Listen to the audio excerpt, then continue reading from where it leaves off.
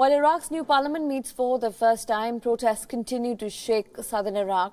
In the oil-rich city of Basra, demonstrators tried to break into a government office, leading to fresh clashes. Daniel Pagani has the latest.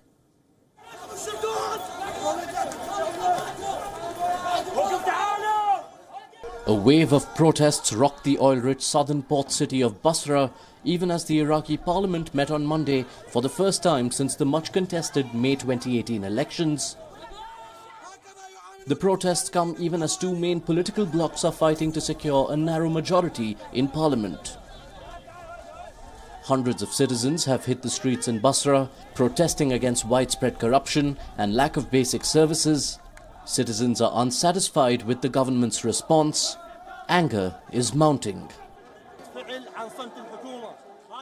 This is our reaction towards the silence of the government. I want to tell them that we have warned you many times and we have not taken any steps to escalate the protests yet. But all corrupt political parties must beware of the people's uprising.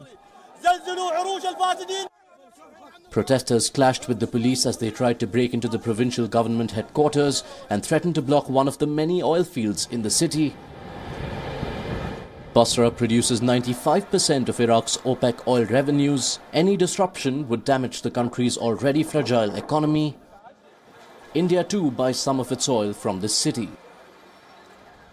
The main bone of contention is the water crisis. Less than a week ago, 17,000 people were admitted to hospitals in Basra due to illnesses contracted from polluted drinking water. We call for our rights. We do not have water. The water here is salty. We are dying. You can see my mouth. And there is no electricity as well. We came here today to protest peacefully and call for our rights. But these security forces fired tear gas at us. They all hurt us badly. Iraq's southern provinces have been rocked by unrest for the past few weeks. At least 14 people have been killed. Iraqis had taken to the street to protest against the frequent power cuts, leaving citizens exposed to the extreme summer heat. Temperatures have reached 50 degrees Celsius while Iraq is in the middle of a devastating drought. Water levels are at their lowest since the 1930s. The unrest comes at a time when Iraq is still trying to get back on its feet. Several major cities are in disarray following the war against ISIS. The country's economy is struggling and trust in the government is at its lowest. Iraq is currently in a very fragile situation.